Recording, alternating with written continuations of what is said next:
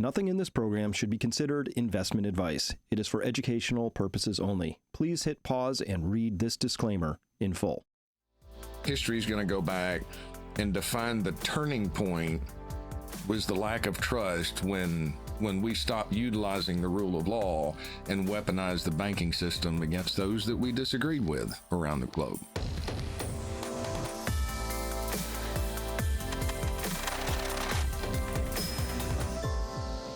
Hello, everyone, and welcome to this episode of Finance Hugh. I'm your host, Chris Martinson. We have so much to discuss today because something really magnificent and maybe a little scary is happening out there in the markets. What is going on with gold? What is it telling us? We've been on this scent for a while. Who's we?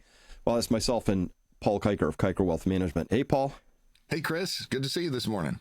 I truly think this is legendary times here, and I've been a gold and silver investor for over 25 years. I've been not just an investor, not just somebody who bought some and put it in the closet. I'm somebody who's been watching the market very, very closely. I used to trade gold futures for a period of my life. That was a high-stress occupation, but I learned about markets. The tuition was expensive, but I paid it. So this is what we said last week. And Paul, gold at $4,000 was also so last week. I wake up this morning, just 1 week later, we're having the same conversation. Now it's 4,200 when I wake up this morning. So what is it telling us? And by the way, growing alarm drives gold to records. You see this article in the Financial Times? Oh, wait, that was 2011 when gold was 1,600 an ounce. But they do go on. You see, I underlined it down there, currency debasement. So they at least acknowledge that sometimes some of the fears that if people are investing in gold out of fear, which is a very Western concept, because the Chinese don't invest in gold out of fear. They save their money in gold and have for thousands of years. So it's not a fear trade. But they do say that such as the Westerners are going to get involved in this, it's a fear trade. And they're fearing this currency debasement, by which we mean money printing, which quantitative easing, right? Let me just throw in here, silver at spot is at 52.68 as of 9 o'clock this morning when I took this snapshot. That's a big deal. Yes. Tom McClellan has said, hey, the Fed is going to have to ease here because you and I have talked about this. The green line is the 2-year interest yield, and the black line is the Fed. And as you can see, if you follow along carefully, you see the green line goes up first, and then the Fed comes out and says, oh, we've decided it's time to raise rates. And then, oops, the green line starts falling, and then the Fed tails along for a while, and then it follows along and gives these nice things with these statements where words are changed here and there, and people are like, what wisdom? And here the 2-year yield goes up, and the Fed trails along, makes a big oopsie error, and tries to play catch-up, and then keeps it, and then again the 2 years falling. Point is that the 2-year is always in front of the Fed, and here it is, and it's falling, and it's a pretty big gap, and the Fed's behind the curve, so they're going to have to cut rates. And he's saying a half-point cut is needed right now. Tom McClellan, McClellan Oscillator, I follow him. He's been doing great work for a long time, so good guy to follow. And it turns out, you and I have been talking about this. This is the reverse repo facility at the Fed, which is other people's money. This is money they shoved into the markets, and banks shoved it back at the Fed, and it's been used for this crazy thing called reverse repos. All we need to know is it used to be $2.5 trillion, and it's gone almost to zero. This is what's been used to buy all those treasury bonds, and it's almost out. It's out. It's gone. So you and I have said for a long time, when it runs out, what's going to happen? The Fed's going to have to come out with one of their august statements. Oh, there's a little tightness in the markets. We may have to stop shrinking our balance sheet, which is code speak for, oh, well, would you look at this? This just came out yesterday. Powell's starting to see a little tightening in money markets, right? And then this just came out this morning, and I stole that. I believe that was Chris Irons, who I first read that from, who said, printer is coming. Chris Irons is on fire from time to time when it comes to talking about that. Absolutely. So Powell signaled the central bank may stop shrinking its balance sheet in the coming months. An important shift necessary to preserve liquidity in the overnight funding, blah, blah, blah. Right. So listen, they printed up a huge amount of money during COVID. It's basically run out, and they're going to have to print more. And you and I have been on this print to the extent gold is telling us that there's a currency debasement coming. Well, I think that's at least part of the message gold has been sending here, and I don't know how else to look at it right now. It sure seems to be. And one of the things that I've struggled back and forth with, as this data comes out, you see it, you look at the long term, then you look back at the short term. So you kind of got to be fast on changing your mind and opinion in the short run from time to time. But the long term, we're still continuing to head in that direction. Everything points in that direction. And but one of the things I'm looking at is trying to figure out, you could look at the dollar index and you could compare that to others, and the argument is the dollar index is linked with, other fiat currencies. So if they're all going down together and all the central banks of the world have decided that they're going to commit to debasement of the currencies, then it's hard to get a signal from the dollar in the short run. So I'm trying to develop other pairs that you can look at just to try to see, is gold central banks really moving in? Is this big institutions? Is it a fear trade, or is it just the realization that we're into a debasement situation and all of the reserves that the global governments had sitting in treasuries, especially with the weaponization of the SWIFT banking system, the seizure of Russian assets, if trust is lost, just like they do in Asia, do they necessarily trust their governments throughout history? I mean, there's a lot of suspicion. So gold is their choice of saving those assets. And now you're seeing it move into silver. I think you're going to see it move into rare earth metals and commodities, seem to be signaling that that's going to protect your purchasing power in the decade ahead much more than anything else. Which is pretty typical for debasement cycles. But this is kind of going to be the granddaddy of all debasement cycles, right? Because the magnitude of the printing this time, I mean, it was one thing to say, the British pound sterling was the world's reserve currency for a bit, but the world was a lot smaller, right? And it didn't have quadrillions of derivatives. It didn't have like the need for instantaneous global capital flows measured in the trillions of dollars per day just to support certain aspects of the piping that we hope doesn't freeze up, because that'll trigger the great taking. The scale is different. Also, the speed is different. And so what's interesting is, so when they first took gold out of the gold standard, 1971, right? Actually, I think Great Britain did it in 1914 around World War I, and that hastened but it still took a few decades for the pound sterling to get kicked out in 1944, right? So here, 1971 happens. 1973, Americans are allowed to own gold again. How do you make something illegal in a free country like that? Weird, right? But come get your phone finger out. We're number one, and they hate us for our freedoms, right? Whatever. And then what they did next, Paul, was they put every effort they could into containing the price of gold. They had this thing called the gold pool, where all this big gold holders agreed to sell it to try and keep the price down. And when that broke down, then they came up with a Washington Agreement where the BIS was coming together, and they did everything. And so this is what happened. Gold as a share of official global reserves came down and down and down during the 90s. It was like, it's over, and it bottoms out right here around 2004-5 at just about 5% or 10% of, about 10% of global reserves. It's nothing, and it goes nowhere till about 2019. And now it's peeking its head up, and now it's at about 25%. The dollar's coming down. You could actually see these two lines crossing, but my point here is gold was, back here they said it's not money. And here we're finding out it is money. That's a big shift right there. Well, it seems there's a complete difference between theory and reality. So it seems like a lot of intellectuals got together and decided that they had this theory that everything was going to work out, and then reality, it didn't work out the way that they convinced themselves that it would, and there's a major scramble back in the other direction. And I really believe history is going to go back and define the turning point was the lack of trust when we stopped utilizing the rule of law and weaponized the banking system against those that we disagreed with around the globe. bad idea, right? Hey, so I've been getting this question a lot from people like, what's the fair price for gold? 4,000, it feels expensive. As we saw, 1,600 was expensive just, a little while ago. First, Paul, I just want to say every single time I've bought gold, I've had to kind of hold my nose. And it was a hard decision when it was 300 an ounce. It was a hard decision when it was 500. It was a hard decision when it was 1,000, 1,200. It's been a hard decision. It's never easy. It's just not.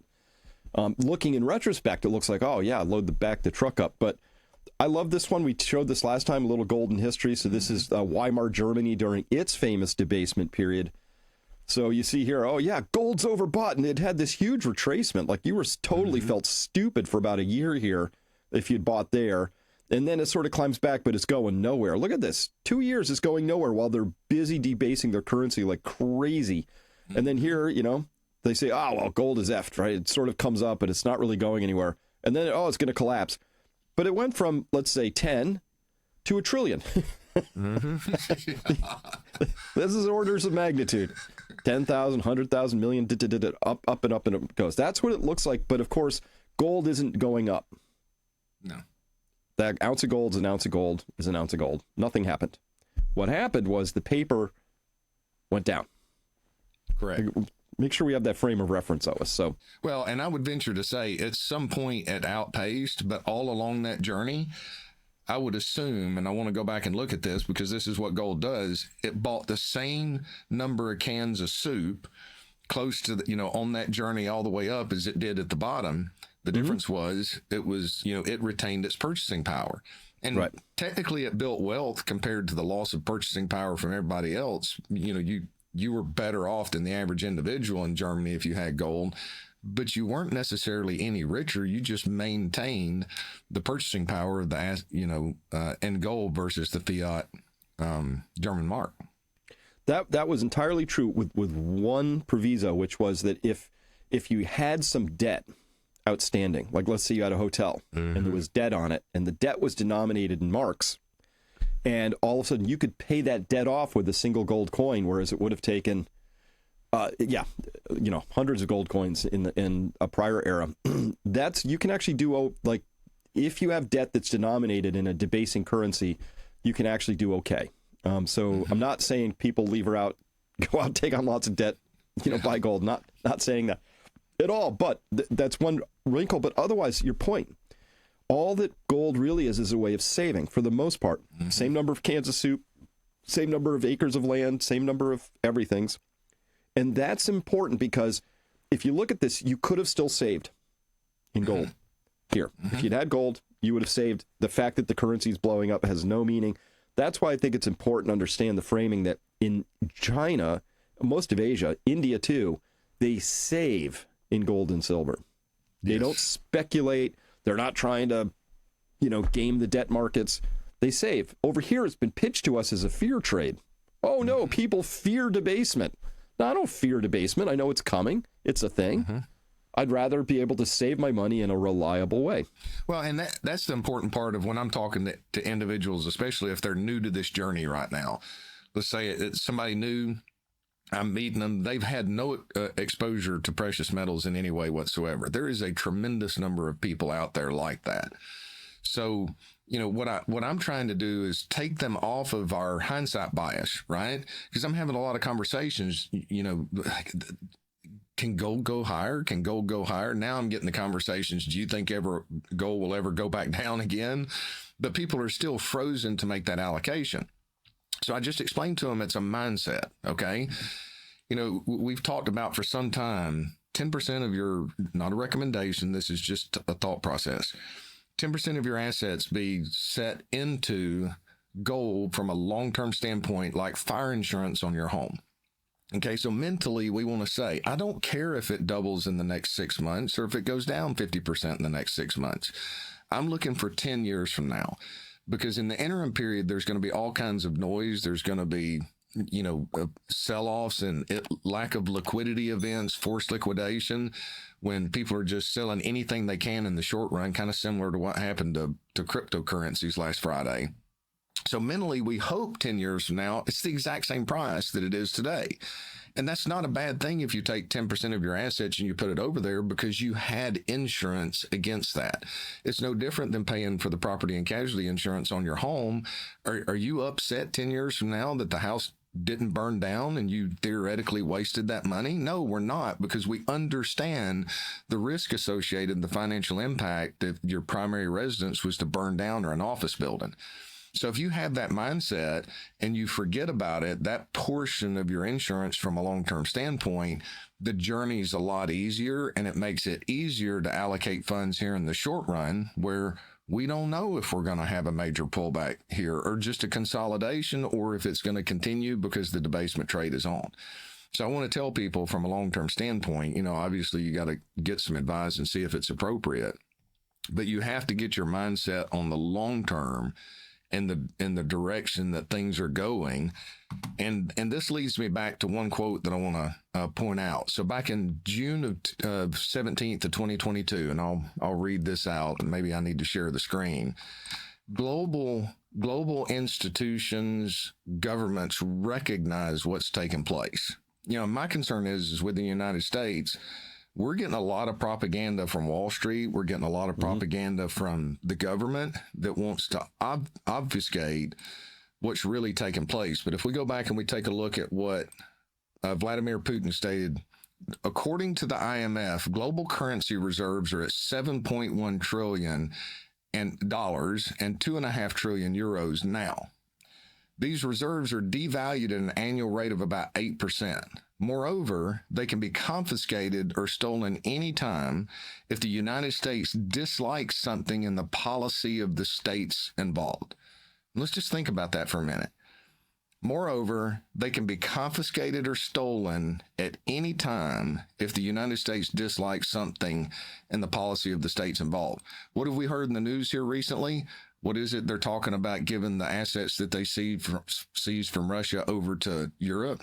Now, if you're a global institution, what's your alternative? So he goes on to say, according to analyst estimates, conversion of gold reserves will begin just because there's no room for them with such shortages. Now he's going and talking about commodity shortages, rare earth, and all this money that's moved in there. They will be converted from weakening currencies into real resources like food, energy, commodities, and other raw materials. Other countries will be doing this, of course. Obviously, this process will further fuel global dollar inflation. Now I know why they hate him so much. He's speaking the truth. He's speaking the truth. Have you ever heard that quote that's out there? And I got to give Luke. No, Groman, I haven't. I love that quote. I got to give Luke Groman kudos for pointing that out in one of his research reports. So I didn't find this on my own. It was for paid research. But, that's incredible. So what I wanted to do is I wanted to go back when I read that, and let me get to another screen. I want to get over to gold. And I want to look at gold and see what has occurred since that period of time. That's from June of 22. I got that right in my head. I know exactly what happened. That's June of 22. Well, I marked it here on the chart so that you can see it. So it's marked right there. So Putin's warning. Now, this is approximately June 17th, 2022. Well, guess what? Gold got smacked down in the short run. And I would assume that there's powers that be, maybe I'm being a little too cynical, that says, I don't want anybody listening to Putin. Let's get this out of the mainstream media for a period of time. Well, what has gold done in that period of time? It allowed those other individuals and institutions to continue to accumulate gold. And then we had the breakout in 24, and we've just continued to move from there. Well, a couple of months prior to that, global financial assets and gold share, the percentage of global financial assets and gold was 1.5%. And I need to update this now, but all it did was go up by a little over 0.5%, and the price went from about 1,800 up to about 2,000. What's going to happen if it continues to go up to 10 or 15 or 20%? How much higher can those prices go? Well, I got two things also. So for viewers looking at this, that it doesn't maybe look like that dramatic of a rise because Paul has pulled up a log chart. Yes, log and weekly chart. Yeah. Sorry, Chris. Yeah, Chris doesn't like log charts. No, I love log charts because you see a straight line, it's rising exponentially, right? Yeah. But this is a log chart. So the second thing I want to point out is that whole time while they were holding the price of gold down, and we know they've been doing this for decades. I've got the receipts with me today. We're going to discuss that in a minute. While they were doing that, weirdly enough, Asia said, oh, the price is low. We'll take more of it. Mm-hmm. Now, they used prices that go nowhere to sort of abuse investors in the West and go, oh, it's a dead asset. It's not really going anywhere. The price is not confirming what you want it to confirm. So for us, if the price isn't doing something exciting, we lose interest. We bring in grandma's silverware, grandpa's gold coin. We just bring them in and get rid of that stuff. Yeah. Asia looks at it, and India looks at it differently. They're like, I like it cheap. Thank you very much. And huge amounts of gold and silver left for the East. That's the risk. So in the West, they can play their games. They can wang the prices around. They can, do their little paper stop runs and all that junk, which, by the way, I think is ending. Mm-hmm. But it's counterproductive because while you're doing that, you're hemorrhaging your actual wealth to your potential adversaries or at least competitors on the global landscape. Yes.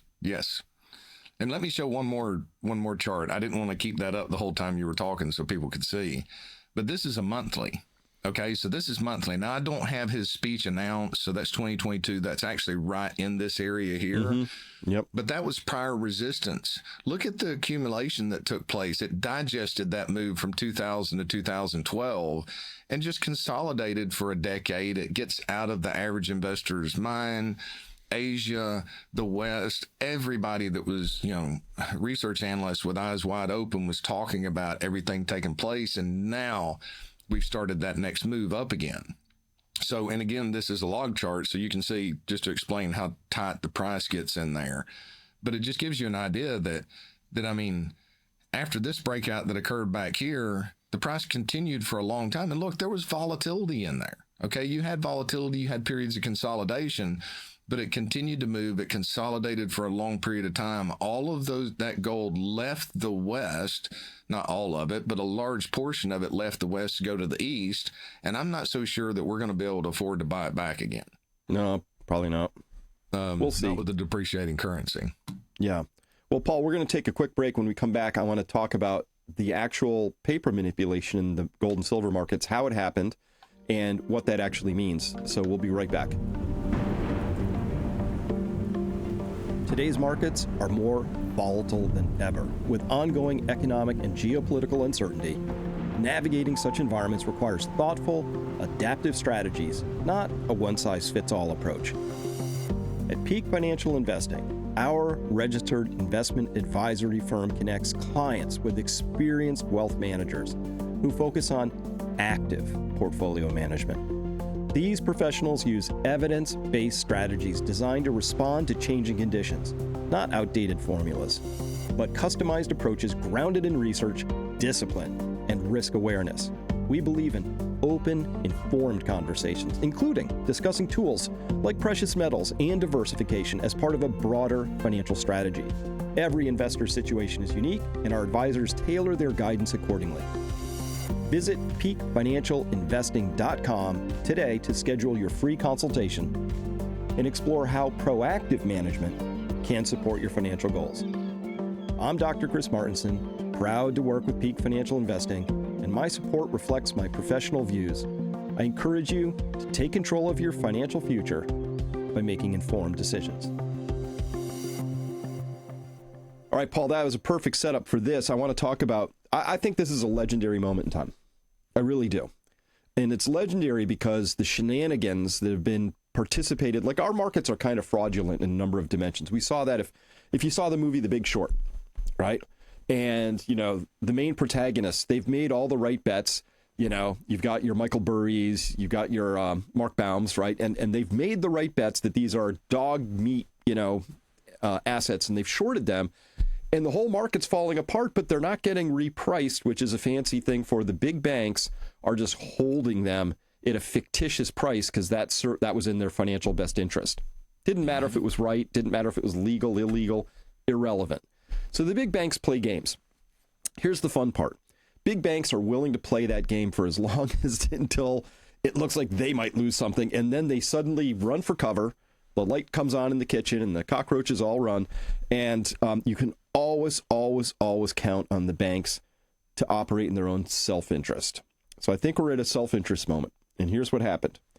So it turned out that in 1973, they were considering reopening gold to be legal for U.S. investors or citizens to own. And they were a little scared what that was going to do. Like, what if the price of gold went up a lot all of a sudden? And so here's a cable that was sent between London and New York. And it talked about a major impact of private U.S. ownership. Okay, what do we do? So here they are conspiring. And they said, quote, to the dealers' expectations, the gold dealers' expectations, will be the formation of a sizable gold futures market. Each of the dealers expressed the belief that the futures market would be of significant proportion, and physical trading would be minuscule by comparison. Also expressed was the expectation that large volume futures dealing would create a highly volatile market. In turn, the volatile price movements would diminish the initial demand for physical holding and most likely negate long-term hoarding by U.S. citizens, end quote. So they just laid it out here, Paul. They said, look, we're going to make this paper market. We're just going to make that paper market dominant. We're going to use it to wang the price of gold around, make it very volatile, and diminish people's appetite for that asset. We're just going to nudge them away from this because we don't want people buying too much gold. We'd rather they didn't. There it is in black and white. They thought it up and then they executed it for decades. For decades and decades. By the way, same process happens in the U.S. stock futures market, but all futures, all paper. This is all paper games. Oh yeah. In other words, we're going to punish you for owning it. We're going to make you go through all kinds of emotional and financial pain. And they did the same thing to short sellers after 2008. Every time that you get a major technical breakdown on the market, the Fed would step in and intervene on the weekend. And any shorts got their face ripped off on the other side. They just eliminated the bears. Mm-hmm. And it's a completely different environment now. It's been hard to adjust to because there's periods of time where you had somewhat of a free market in U.S. equities and they let it fluctuate. But now it seems to be more of a political utility. I mean, when they commit to it, they cause all kinds of emotional pain for those who are trying to seek the truth is what they're doing. Well, it's deeply fraudulent, and I object to it as well because it punishes the prudent. If you read the tea leaves correctly, they said, well, that's not allowed. Let us punish you. We're going to reward the people who are scoundrels and raccoons, and we're going to punish the prudent. Absolutely backwards if you want to have a functioning society, good capital markets, prosperity. It's just a fraudulent fiction. And Paul, they just did it so that they could just continue to print money, and hopefully the golden canary wouldn't be keeling over in the mine, right? So it wouldn't be warning anybody that what was happening was going to be very, very bad. But that's the debasement environment we're in. So I came across this last week on Twitter, and it's an article from 2022, and it's by Peter Hambro, who, by the way, is in the gold business for 40 years. And so get this, he says, this is kind of fascinating. He says, disinformation for many years has kept the lid on this tinderbox. And since 2018, the financial stability desks at the world central banks have followed the Bank of International Settlements' instruction to hide the perception of inflation by rigging the gold market. So he says this from a deep insider, quote, the only way to achieve the cover is by smashing the price of physical gold by the alchemical production of paper gold. That's the gold futures market. With the help of the futures market and the connivance of the alchemists, the bullion traders. Yes, that includes me. I was deputy managing director of Makata and Goldsmith. Managed to create an unshakable perception that ounces of gold credited to an account with a bank or a bullion dealer were the same as the real thing. And much easier, old chap. You don't have to store or insure it. Once investors swallowed this stupefying pill, it was easy to sell them gold that simply didn't exist. And of course, there were wary investors who found it hard to believe that the likes of Makata, Montague, Rothschild, and the Sharps-Pixley were undoubted counterparties and wanted to be assured that the gold would be there when they called for it. Easy, we said. Don't bother to pay for it. Just give us initial cash margin. Agree to a variation margin. And our paper promise is as good as gold. This was the simple derivative. If you thought the price would go down, You could sell as gold, and you didn't have to have margin the trade in the same way. And then along came a raft of options and other products in the derivative market, and that is what this Camaro was called, started to spiral like a tornado. So Here's a deep insider saying, listen, here was the game. The game was we wanted to keep you off the scent of gold. We didn't want gold signaling anything untoward, like, that everybody's debasing their currencies, and gold would tell you that, because then people might do something really awkward and start moving into other commodities like oil and copper and wheat and other commodities, all of which are subject to the same paper futures market. All of these have mysterious sell orders that just flood them from time to time. This is happening in the oil market right now. And that's all well and good, Paul, but you're debasing currency and denying reality. Yes. And the reality is new wells aren't being drilled. New mines aren't being opened. More investments into productive farming aren't happening. And you do that long enough and you wake up one day and you go, wait, where's all this stuff we need? Why isn't it here? It's because we let these charlatans get their raccoony paws into this and just, I think, ruin these markets. Yeah. I mean, they start it, and then it takes on a life of its own, right? Mm-hmm.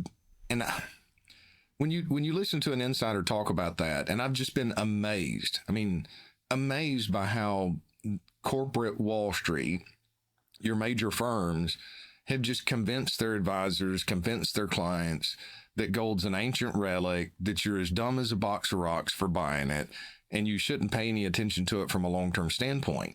And once they get that started, it just becomes this belief out there. And for those of us who've been purchasing it based on the knowledge of history and the lessons that it could teach, basic mathematics, you kind of felt crazy for a long period of time. And then now we get into a situation where the price is finally moving, and there's all kinds of anxiety around that. What's it signaling? What's this taking place? What happens in the short run?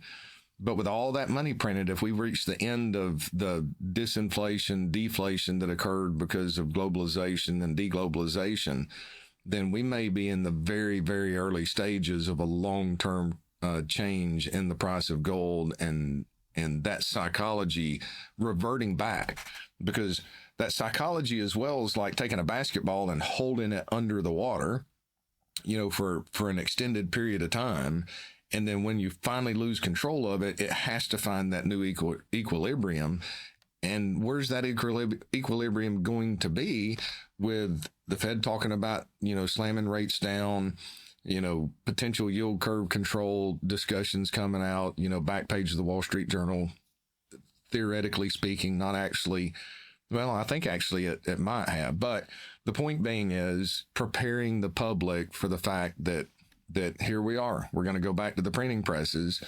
And if you've got this real move towards commodities, with Trump taking purchases and critical minerals and reallocation, and the free cash flow right now in the gold miners where the price is, we're going to see a sea change, and that could be cost push inflation, right? We've had asset price inflation, but if these commodities go up dramatically, at some point that's going to squeeze the profits on Wall Street.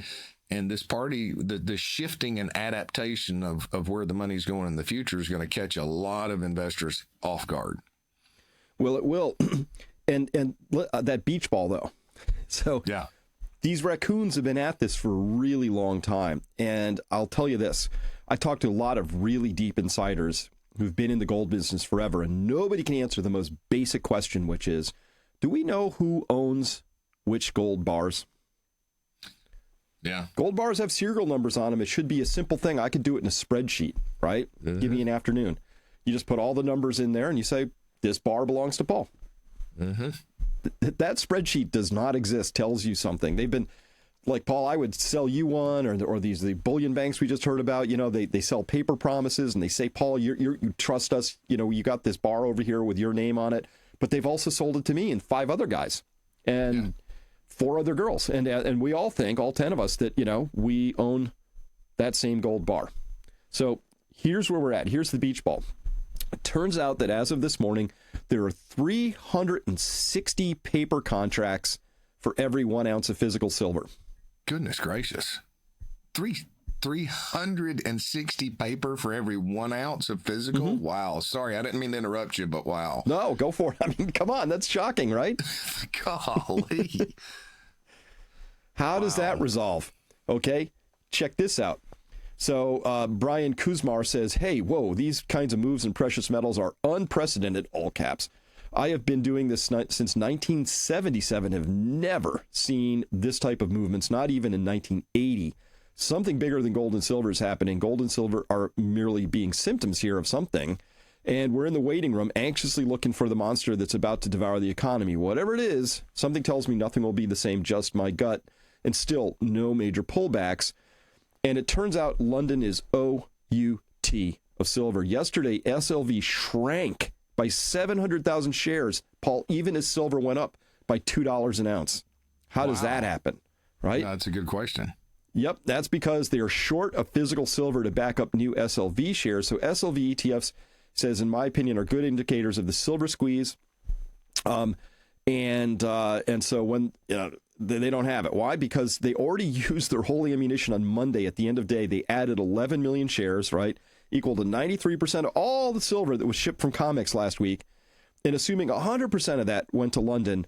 And after that, they still had 0 shares available for borrowing. Boom. And we're seeing, millions of ounces outflow from COMEX, right? They're doing everything they can. They're sending it to London as fast as possible.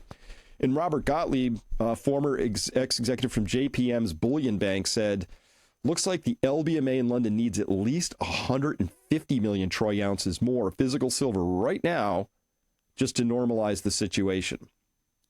Wow.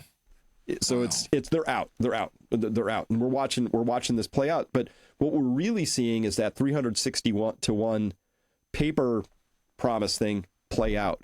And we're about to find out. And here's why, Paul, I think this is such a big deal. Okay, their paper shenanigans are out. So what does that mean? This is the proverbial thread that unravels the whole rug.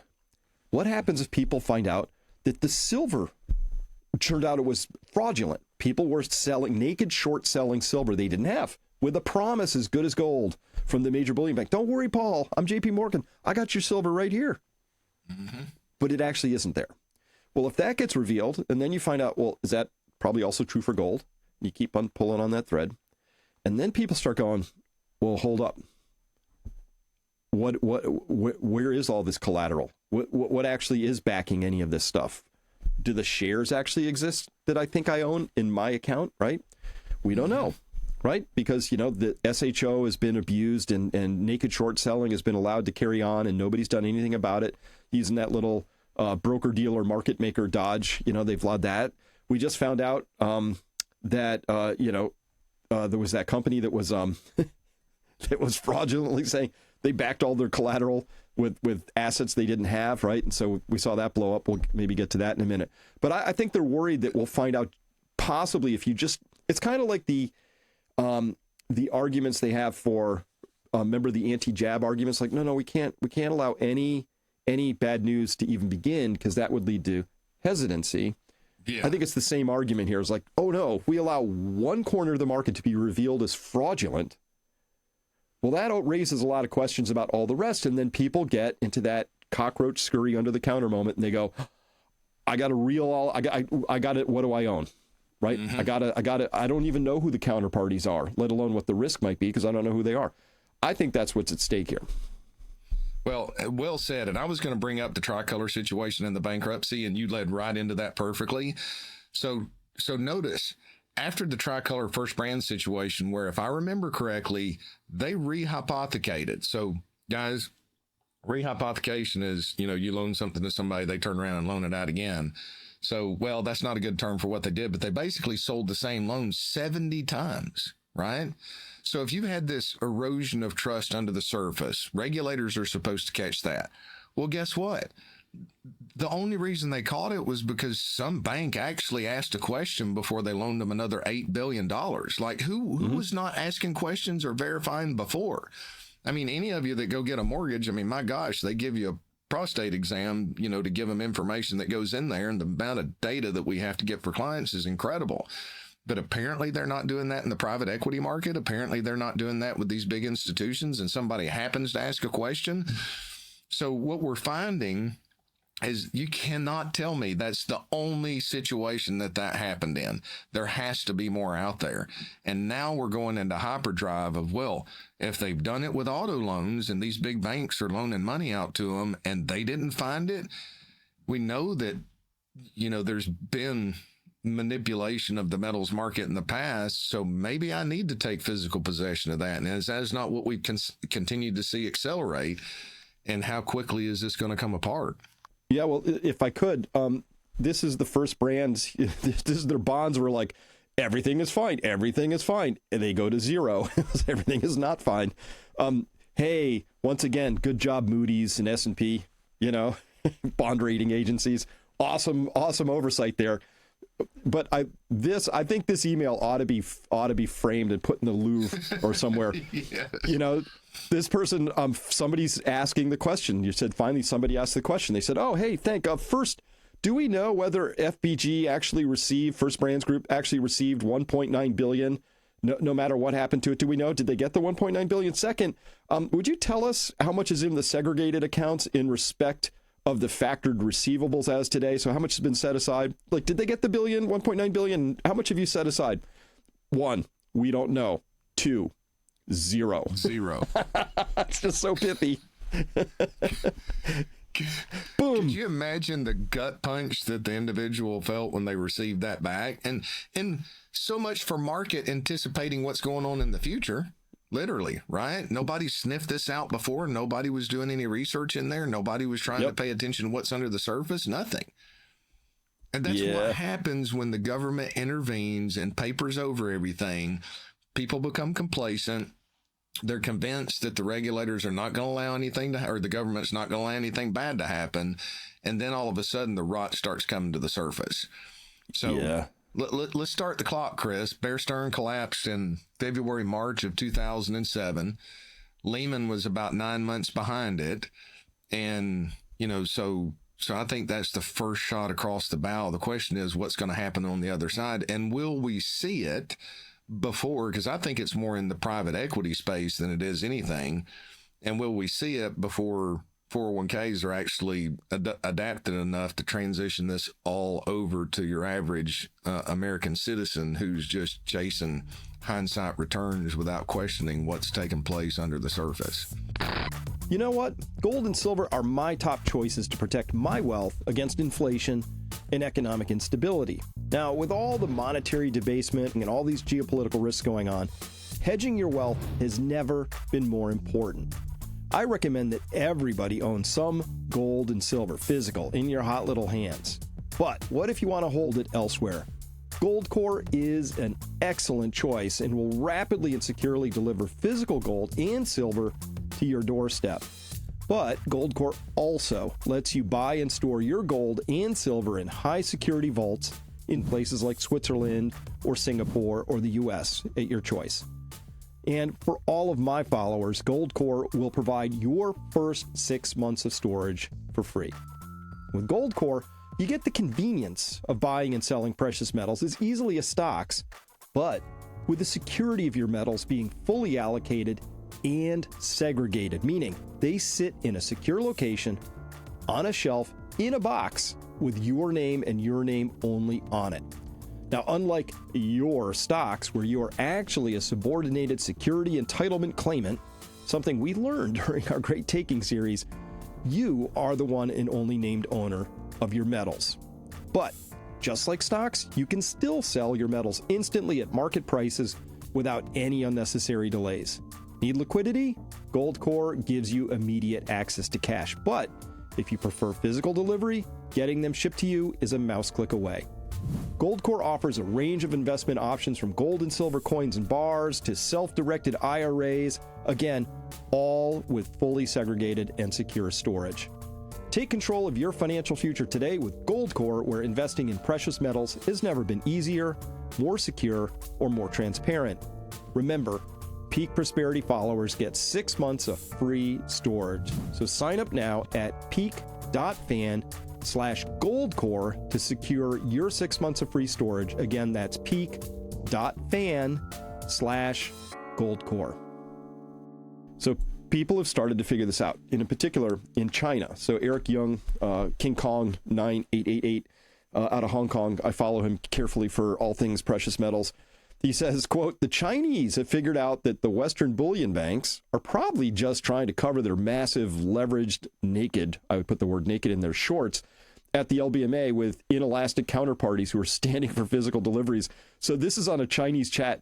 Somebody said, it's like you received a 5,000 yuan order, but you only have 1,000 yuan worth of goods and no capacity to produce the remaining 4,000 yuan. The deadline for delivery is approaching, so you have no choice but to buy the rest from the market. However, the other party knows you're in a bind, hikes the price to 6,000 yuan. With no other option and nothing waiting and wanting to protect your credit, you buy it at the high price to fulfill the order. So do you make a profit? And the reply was, the ideas they come up with now are freezing the spot price to prevent it from rising. They really have a way with it. The jig is up. People have figured it out. And so, Paul, everything we're talking about, this whole paper game, which they pretended like it was this big sophisticated thing, it was a shell game.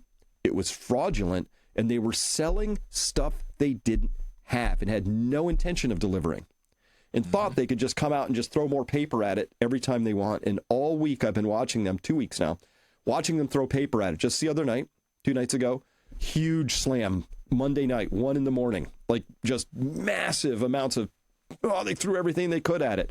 And by the end of the day, silver had reclaimed all of that back. So that's not how that's supposed to work. Paper game is over. And I think, but the derivative we have to be aware of here is the extent to which this could reveal the depth of the fraud, and that actually probably isn't contained in this one tiny thing we call the silver market. Right. And somebody out there says, thank you for smashing the price because you're allowing me to buy it at a little bit lower price right now. I mean, they're doing somebody a favor. And right now it doesn't seem to be the average American citizen. It seems to be international and major institutions. Well, also, there's a massive silver shortage all around the world right now. We've heard about it in Holland and Australia, but most importantly, they had to shut down new silver investment ETFs in India, and that's a big customer for these things. And as well, China is experiencing some shortages here as well. So these are giant players now. And at one point during this big furious trying to keep silver under 50, over 1.1 billion ounces were traded in the U.S. paper futures market, which, by the way, is 130% of yearly mine output in one day, just to try and keep it from breaching the psychologically important level of $50. Paul, somebody in the background is blowing up right now, guaranteed. Yeah. We don't know who it is yet, but mark it. Yeah, we'll find out. Well, I hope we're going to find out within the next 6 to 9 months, unless the government's just decide to for national security to hide it and sweep it under the rug, because they seem to like to hide a lot of things and keep the American people from seeing the truth. So, Chris, I read something yesterday. And I've been thinking about this a lot. So they stated, and you may know this data, but they stated that for every 1 ounce of gold that comes out of the ground in the mining process, there's only 8 ounces of silver that are coming out of the ground. Does that sound correct based on your research? Yeah, it's 7 or 8, something like that. It used to be 15 to 17, depending, but we're running out. We're getting a little more gold out compared to silver now. Correct. So at current prices, silver's got about a 51 ratio to gold. So if this game is up and we're going to revert, the market's going to force truth in time, then we should settle down with silver about 8 times, about an 8 ratio. Maybe we go back to 15 to what gold is from a long-term standpoint, which means there's a substantial amount of catch-up that has to take place in the silver market. I'm not saying it's going to happen overnight.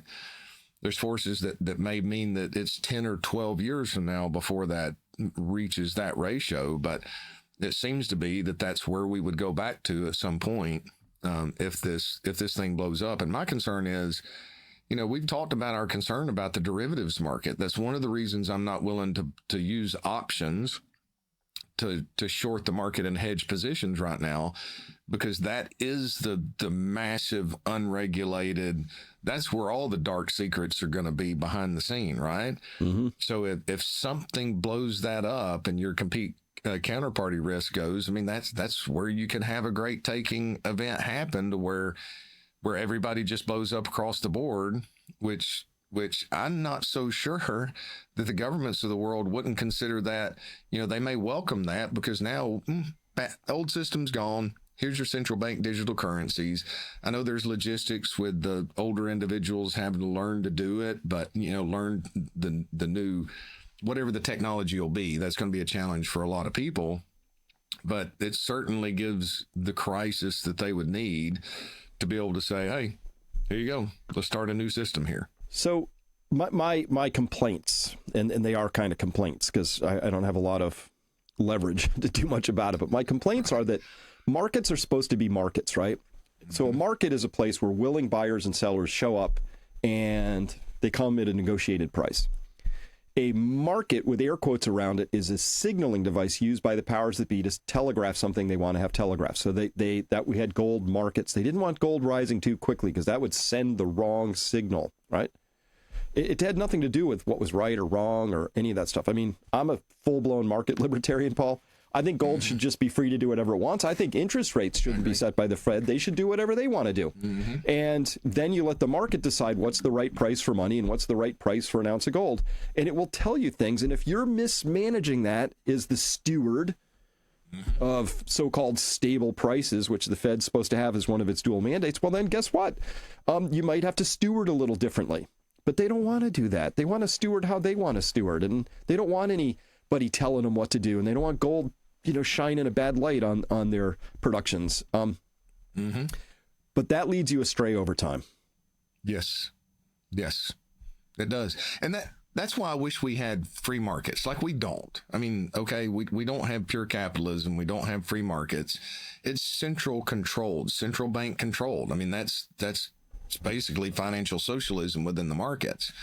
So if we get back to freedom, that's good for everybody involved because you have the freedom to reap the benefits of good decisions. And you also have the freedom to suffer the consequences of bad decisions. And if you allow that to take place in the markets and in life, then society is going to be better from a longer term standpoint. It's going to be based off of truth instead of, these lies. I mean, we go back to what happened in 2020 during the pandemic. You have these individuals that are intellectuals. They're really educated.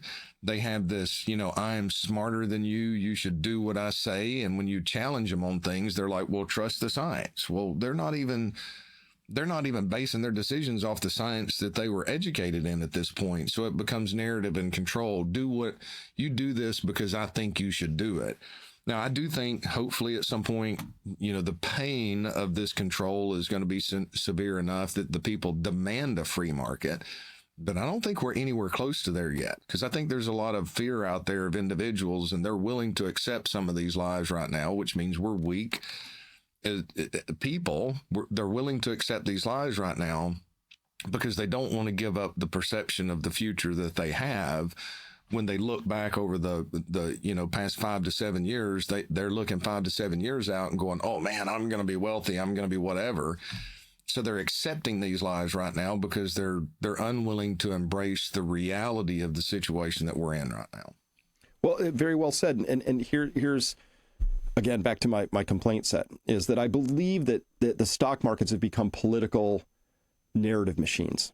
Right. Utilities. No politician wants things to go down on their watch, and the Fed doesn't. And there's a whole ecosystem of people who sort of grown up in this, and this is just how the system works. But I believe if you have eyes to see, it's right in front of us. You want to see the chart that just as soon as I saw it, I saw this one chart and everything changed for me instantly, and it's this one. And what's being cataloged here by Susquehanna Research is two things. If you had bought the S&P 500 at market open, it opens at 9:30, and you held it all day long, and then you sold it at the end of the day. And you started doing that way back there in what's that, 93, right? You went nowhere. I mean, you're up like, I don't know, maybe 100%, right? From 1993, just literally.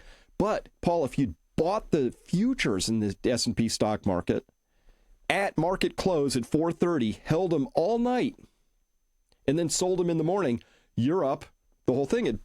Basically, 90+% of the stock market, air quotes time, moves can be explained by stock futures buying in the overnight markets. Now, that's weird because we don't announce things in the middle of the night, and companies don't announce earnings in the middle of the night, and market moving things tend to happen during the day and all kinds of things. But this just showed me that your overnight returns were 1,000%. Your returns during the day were 15.9%. Yeah. This is just prima facie. If you have eyes to see, you just go, wow. So how do I explain stocks only seeming to go up during the overnight? Like, I have to come up with a model for that. And so let's talk about markets. So let me bring it home. Let's look at last night. This is stocks had this V recovery right at 9:30 for no good reason, sold off into the close yesterday, but then all night, Paul, look what happened. Stock futures just went up, and you wake up this morning and they say stock futures rise amid solid earnings and rate cut hopes. There's the explanation for why this thing went up. And by the way, I love this, to paraphrase Harry Markopoulos. He said, anything in finance that goes up in a straight line is fraud. How do we explain a straight line frog march in stock futures all night long, coupled to this narrative shaping headline? This is, they're just using these. It's lost its way. Markets were supposed to be willing buyers and sellers and coming together for the spirit of capital deployment and investment. And it's suddenly become something where it's unrecognizable in some serious way. If you will, pull that chart back up one more time, Sure because I want to show you something else that I see in the mechanics of the market. So if you'll notice, there was a consolidation period yesterday before the breakdown. Okay, so that tells me that there were a lot of sellers that entered the market at that point yesterday. It breaks down overnight. So as well knowing the market, there's going to be individual traders that are going to go short at that point. Well, guess what the added benefit of that straight line up overnight is? You're opening above those theoretical shorts yesterday, and it forces short covering in the short term. So it's just continuing to provide this fuel to drive the market up. Because if you went short yesterday, now all of a sudden you're negative in that trade, you've broken out of resistance. So you're forced mechanically to cover that. And especially the computers are not going to hesitate. They're going to cover that because it's mechanical. And it's just so frustrating, right? It's just so frustrating. Well, it is. And again, but it creates that's why I put quotes around it. They're not markets anymore, because a market is a place where price discovery happens. This is not price discovery. This is price setting. We also have had several decades of beach ball under the water price setting for gold and silver, and that's now breaking down, and they're scrambling, and they're going to do something, and I will only become really aggrieved when they decide that they're going to have to make gold and silver illegal again because they screwed it up. But they're going to have to blame the prudent. They're going to have to blame the wrong people for it, because that's just how they are, Right. It seems. So at any rate, the only way I know to begin to play this game effectively is you have to see it for what it is. You just see it for what it is, and then you can sort of begin to play it. But I think, to get off my complaining side, get onto my opportunistic side, it creates extraordinary opportunities. Right. Unbelievable opportunities. It really does. Because as the truth comes back in, even if they continue to obfuscate it, market forces have discovered it, I believe, at this point. Lack of trust rules the day. Physical possession is 10/10 of the law. So, my fave. Yeah. Yeah. I stole that from somebody, from you, Chris. But, and the reality is, and I've talked about this before, so I'm not short right now. Okay. We haven't broken these trend lines. There's all kinds of volatility. There's things that I'm concerned about. But around 2014, I had on my computer screen, my mirror, everybody, reality. Okay. There's the way we wish things would be, and there's the way things are. So we have to accept the reality of the situation, that we're forced to play the game by the rules that are cast upon us.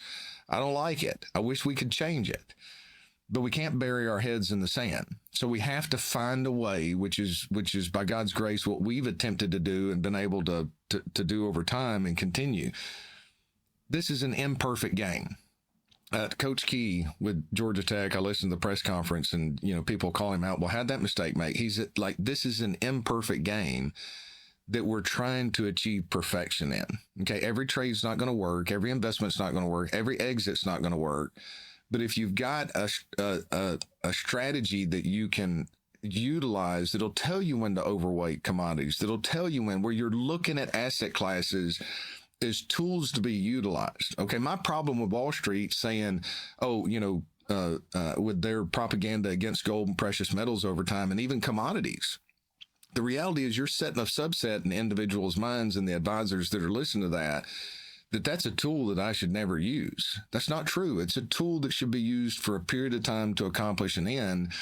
And when it's obvious that it's time to use another tool, you pull that off out of your working belt and set it back on the shelf.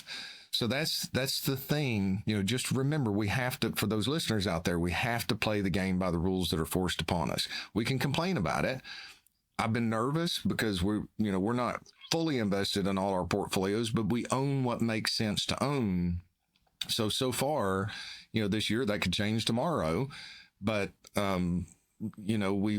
we've complained about these, we've warned, we've had exposure to them because it made sense, and we're going to have to continue to doing that going forward. And I think commodities will continue to, as far as our strategy goes, be built upon on pullbacks and weakness, and as that information comes along, because everything is pointing that this big ball of money is starting to move. So much so that I've been a little slow in rolling out our energy strategy because of the fact that energy is not, we're seeing a little bit of money flow, but not momentum. We've finally rolled that out now so that we've got another tool in the toolbox where we can get some exposure to sectors that should benefit from the path that they're just screaming that we're headed down and money's moving towards. So I'm great setup, because just yesterday I interviewed Adam Rosenschweig of Gehring and Rosenschweig, the resource investors. It was my quarterly, once a quarter we get together. And it was the usual Adam tour de force, talking about how he sees that. You remember, you and I talked about that double hump inflation that the Apollo Research economist had pointed out. Same thing. Like this setup that I see now, Paul, for energy in particular, it's unbelievable. Like Adam and I are looking at the same thing. I know you know this data too, which is, well, the U.S. shale space is rolling over, and somehow oil just keeps going down, and it's the most bizarre setup ever, right? And he very clearly points out that a lot of people are trading off of what the International Energy Agency says, and they're literally spouting fictions. They're saying, well, demand is down and supplies are up. Global inventories are surging. He said the problem is that's not true. And so he said every 6 months they sort of have to back revise that what they just said wasn't right, but they keep on with this fiction. And the way he looked at it as a longtime market observer, he said, look, sometimes a narrative just gets entrenched and that becomes the actual story everybody believes, right? Mm-hmm. And then it just sort of has a life of its own until one day people wake up and go, wow, we had the wrong story, and bang, they all go off the other direction. So I'm glad you have that tool in place, because hopefully you can sniff out when those first sort of mice start scurrying for the exits of getting in there. And we're starting to see it. It started with gold. Now it pulls over to silver. It's probably going to move to other commodities. And look, the psychological part that you're talking about, where everybody believes that narrative, I think I have the history of bubbles back there. Everybody believed the narrative, right? Until they realized that the narrative didn't make sense and they changed their behavior. Now, that's the popping of bubbles that I'm showing. I wish I had, maybe I need to find somebody to make me one of those where it shows, like that basketball under the water, and then finally that narrative change and money flows into that direction and moves up. We're starting to see it. And that's one of the reasons why we've had a higher exposure to commodities. I mean, outside of gold, we really didn't have any commodities outside of short periods of time. Energy made a lot of sense from the 2020 bottom to about end of 2022. But, that's just been these little rises and it gets smacked back down. But there's a consistent flow that's shifting into those commodities. And what's interesting to me is you got retail, you've got, Bezos and some of these others that are selling a lot of their stocks right now. Insiders are selling big while retail's piling over there, and very quietly money's flowing into that commodity space. Well, not so much quietly with silver over the past and gold over this past year. Gold's up 57% year to date. Whoa. Amazing. And, but we're starting to see that money flow go over, and And you just got to, as the information comes out, you got to make these steps. And quite frankly, for the listeners out there, the best investments that you're going to make in time, you're scared that you're too early. You're scared that you're, wrong. Now, yeah, you can be nervous if you're chasing NVIDIA out there right now because it's on a stem, but there's still that euphoric purchase. You're doing it because everybody else is. The best investments are made when other people are not paying attention, and then the market comes to you. And if you have these tools to where, hey, I'm starting to see money flow, because the big money moves before retail does, right? And so the big money starts moving in that direction, and then retail's following a lot quicker behind.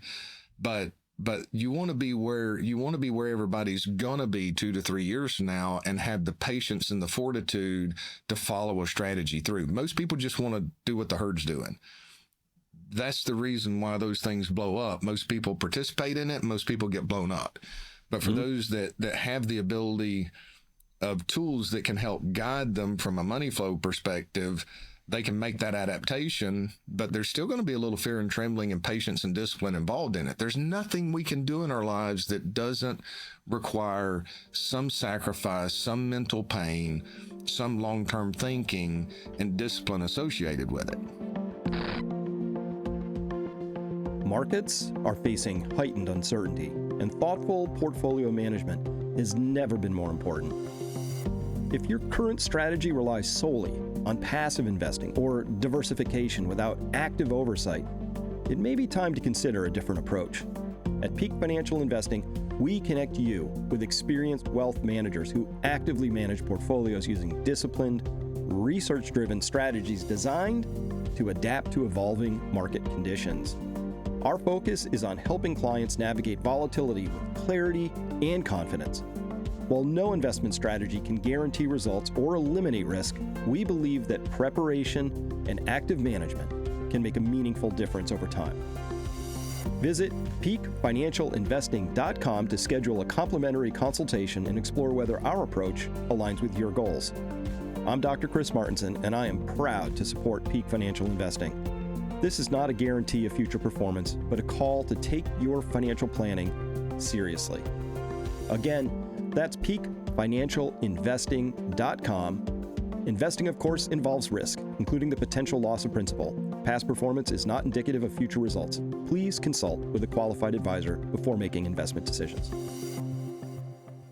When I started investing in gold and silver, or saving my money, it was because I could see the long-term trend, right? So I put out this thing called the Crash Course in 2008, and I just noted that, look, debasement is just the rule, right? So the Romans took their denarius, and it was about 90-ish% silver, and over the next 300 years, debased that all the way down to 0.02%. Those clever people had figured out how to electroplate lead with silver, and they didn't have electricity, so it's pretty clever. They had figured out a chemical reaction. So debasing is just what people do. That hasn't changed. So that was easy. Now I can clearly see the same setup where, because we've had our fictitious markets for a long time, people have all sort of been conditioned that, the exciting stuff is over there in tech for the moment, but we've been completely ignoring the capital requirements needed for things like oil and gas, right? And so there was just this big conference in London, and the CEO of Exxon said, wow, capital is reeling in so fast. He said, I just see shortages of oil going forward. This is the CEO of Exxon, probably knows what he's talking about, right? But that same sentiment is out there, but it doesn't matter. I'm sure you probably know this. The percentage allocation of the S&P that's actually energy companies, was it like 2%? Something? It's 2.3? Yeah, it's just minuscule. It's like minuscule. Right? As if we don't need this stuff. That's what that's saying. Oh, it's an afterthought. When it's the lifeblood of all the rest that makes the whole thing happen, and we've been underinvesting in it. So welcome to the resource side cycles. They're long, but man, they burn hard and long when they finally go the other way. And we're going to have to capital's going to have to get over into, that's going to have to grow again. Just is. Or we're going to have dark nights and no economy. I mean, it's just very simple to see for me, because I understand the role of energy in an economy. I get it. But I'm surprised how few people do. Yes. Including Trump. And the weight of the information continues to build. from the future, right? You've got what, 37 to 40% of the S&P 500 going into these big names that are all just putting tremendous amounts of money into the AI trade. And yeah, it's made some efficiencies, but at this point, it creates really cool videos. And it's a super powered internet search. I mean, that's really the only thing we've seen. I use some for note taking, which is absolutely incredible, but that's more efficiency. It's not game changing, right? Mm-hmm. So, but you look at the data that's coming out all over the place. We're way underinvested in the energy and utilities and energy production. These are energy hogs. These states that they're building these data centers in, they've seen their utility prices go up by 300%. So we know where this is going, especially if it actually becomes the utility that they claim that it's going to be. Then at some point in the future, you're going to see massive increases in energy. That's one of the reasons why I'm like, look, the weight of the information continues to build. I like to wait for momentum. We rolled out the mining strategy, back at the first of the year, because finally we started to get some breakouts and momentum in the mining space. Happened a lot quicker than I thought. I don't think energy may necessarily be that as instantaneously rewarding, but the weight of the evidence is there. So you have to have something that can keep you in that space from a long-term standpoint that makes sense, that's adaptable. Yep. And the narrative that's going to shift, Paul, is the narrative is, oh, we're just super oversupplied with oil and gas in the United States. We just drill more whenever we want it. Mm-hmm. And that's going to shift to, oh, no, we actually don't have as much as we thought. And now we're into sort of that scarcity mindset. And it's going to be pretty fast. Particularly, I think natural gas is my favorite thing to look at in that regard, mm-hmm. because even the EIA, that's the Energy Information Administration out of the Department of Energy, U.S., they do all the energy statistics. They say natural gas output is going to be flat for the next 2 years. Flat, little bumps, That's their prediction. Maybe they're right, maybe they're wrong. But if that's the prediction, what do we do with the fact that over the next 2 years, we're going to be commissioning another 12 billion cubic feet per day of natural gas liquefaction plants to send it across the world? Where's that 12 BCF coming from? Nobody's square in that circle at this point. I'm shocked by it. It's kind of like, isn't somebody in a significant position going to ask a question like, did you get your 1.9 billion? What's backing our receivables? Like, somebody should be asking these questions. And I'm always shocked that it seems to be me and you and people like us at the edge kind of going, that doesn't make sense. Like, I thought there was more intelligence baked in this system somehow. Correct. Well, hey, look, Tricolor and First Brands tells us that those in the positions of power that are making these massive deals haven't been asking a lot of questions until finally somebody did, right? Well, last chart on that, but have you seen this? Just found this on the Great Martis this morning. So it's like junk bonds were like trending lower and lower and lower in yield for 4 months. Like, everything's getting just everything's fine. But then, oops, you like your breakouts, Paul, broke that trend line pretty hard. Now, I think that's related to the First Brands, but still, things can turn around in a hurry when they finally get going the other way. They can. And I watch that very closely because as I explain it to clients, I know this is a terrible analogy, but in that space, you're loaning money to crack addicts. I mean, like that's the best analogy from a risk reward standpoint. Maybe they've changed, maybe they haven't, but I pay very close attention to high yield from that standpoint. So people are starting to ask questions there. And when trends change like that, who knows, it might go back to a normal trend, but that's the first decision point that you have to say, oh, maybe now it's time to take action in certain areas, but you get more information as it comes along. So I think that's a pretty important breakout. Yeah. All right, we'll keep our eye on that. And this brings us to the end of our time here today. So again, if you want to talk to Paul and or his amazing team, just go to peakfinancialinvesting.com, fill out a simple form, and somebody from Paul's team will be in touch with you within 48 business hours to set up an appointment. And as always, I will tell you, people absolutely love the service you provide, Paul. That's all the feedback I get. And it's just because you offer a really great service. Really good. Thank you. And just helps people plan. And I think we all need a plan right now. Failure to plan is a plan to fail right now. Correct. And it's an honor. We work hard for the people that we serve. We love what we do. And we pray that the Lord grants us the wisdom to help people navigate the days ahead prudently and wisely. Excellent. Well, until next time, Paul, have a great day and an even better weekend.